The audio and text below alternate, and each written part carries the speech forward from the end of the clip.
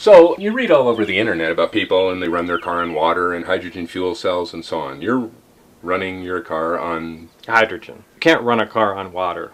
But you're using water. Right. You use water as the source material. You run electricity through it, and it breaks it down into hydrogen and oxygen, and then you can burn the hydrogen. All right, so you found a way to store a lot more hydrogen in hydride. The equivalent of a full tank of gas. You want to fill up your car. How much hydride do you need? Well, I'll show you.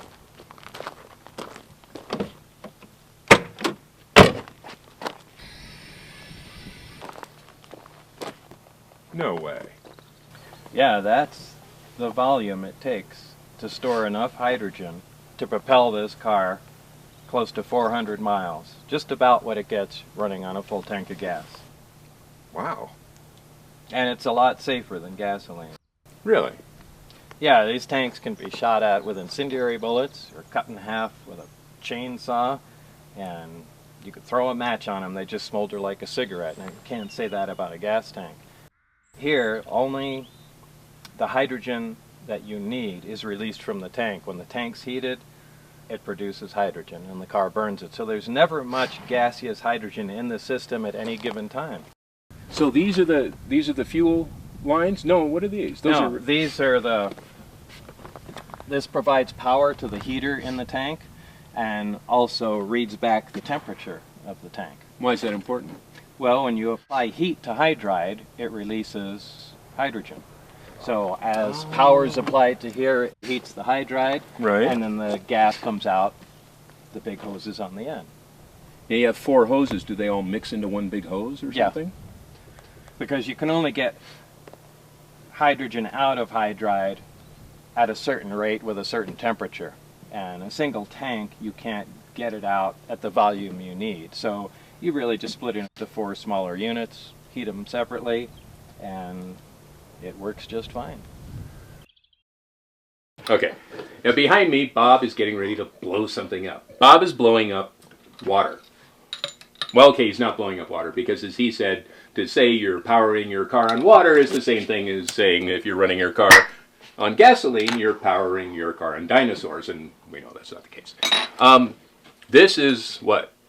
This is a Hoffman apparatus. And it's used to? Produce hydrogen and oxygen from water. For fun, just because it's cool. Well, if you just have a use for hydrogen and oxygen or for demonstration purposes, it works just perfect. All you got to do is fill it with water. That's just regular water, right? Well, actually, water with a little citric acid, potassium hydroxide, anything like that. The more conductive you make the water, the faster hydrogen will come out. And each one of these sides is supposed to be hydrogen and oxygen? Right. One will be... Hydrogen will bubble up out of one, and oxygen will bubble up out of the other. Remember, water is H2O. Right. So when we break the bond of water apart, we'll get twice as much hydrogen gas as we do oxygen. So each one of these tubes, the water just goes down, but what's left is the gas? Right. And there'll be more on this side? Yes. And that's the hydrogen side. Exactly. And that's the negative.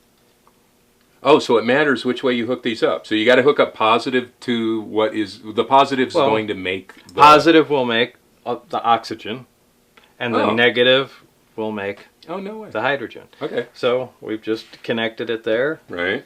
And just by turning it on, you can see bubbles start pouring up out of there. It's 7-Up. Kinda. So those bubbles are... Well, they're not the same. So these are hydrogen bubbles and those are oxygen bubbles. Right. And this is whiter. There's more of them. Right. You can see it's really... Why is there more? Oh, H2. Right. There's twice as much. Hey, that actually makes sense. So I'll close it off so it saves, right, seals the gas in, and then you'll see it'll start filling up. And what we'll do is take a little sample of the hydrogen gas and light it.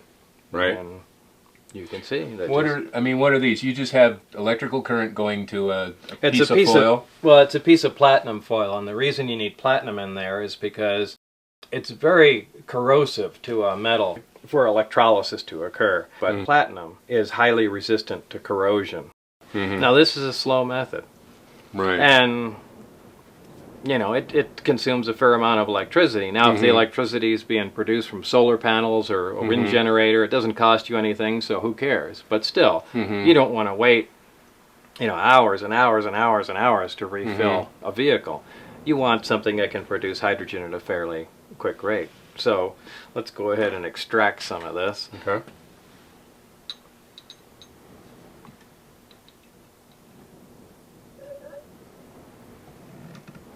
Look at that. Wow. So there's power of hydrogen. You see, just from water, something exploded. So this is the same thing that was inside the lab. Yeah, that was a small tabletop model. This is a large industrial version, essentially, which connects right to the water main. Right. You can plumb it in like you connect your, you know, dishwasher, or just connect it to a garden hose. Right. And it's powered by either solar array, solar panels, which convert sun into electricity, or a wind turbine, takes the wind, converts it to electricity, or any other way. But the idea is just to use complete green energy. Ideally, I like to run this one on solar. New Mexico gets a lot of sunlight, so that's really all there is to it.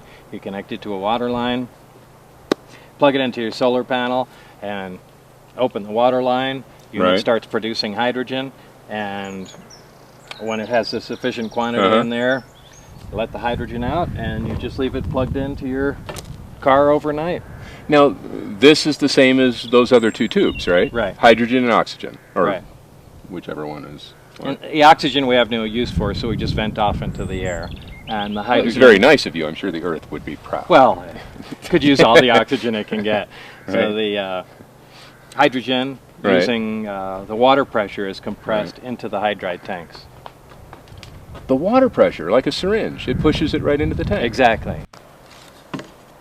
Well, there's the standard gasoline fill, but also there's a hydrogen in it, which you just click on, leave it on overnight, and as the generator makes hydrogen, it compresses it in there at a nice slow rate, and the tanks become full over a period of about 8 hours or so. Why can't everybody do this? I mean, gas is going on $5 a gallon. Right. The whole country's falling apart. We're killing people all over the world for oil. And this, you're driving a car on this, and you can do it, and you can convert any other car. Yeah, unless I'm sure there are cars that have some technical problems, but yeah, essentially Well, any car can be converted. The whole problem to it is the material in the hydride. The hydride itself, one of the main components of it, is classified as a weapon material, and it can only be used in thermonuclear weapons. And because, even though it's not a dangerous material, explosive, or anything by itself, just because it's used within those nuclear weapons that are obviously secret, and the components thereof, but because it's used in those, it can't be used for any other civilian purposes. So you can't even purchase the material. No. Which is why we had to make it. You made it? Yeah, we made it. But isn't that, don't you need big particle accelerators and things? So that was the one loophole. You can make the material, you can't buy it. So where's the particle? You have a particle accelerator? Yeah, so all you have to do is build a particle accelerator and you can make all the hydride you need. The biggest thing that stands in the way right now is just getting that material inside the tank, that hydride material. Right. And the reason you can't is because it's a weapon material. But there's nothing dangerous about it. No, it's it just won't used blow in up. a weapon, right? Well, beryllium's used in a weapon too. It's like basically this whole thing boils down to how you store the hydrogen. So we found a metal. We have a material that we can store the hydrogen in. We have a material we can safely store hydrogen in, and a sufficient quantity to replace the gas tank on a car. Wow. That's it.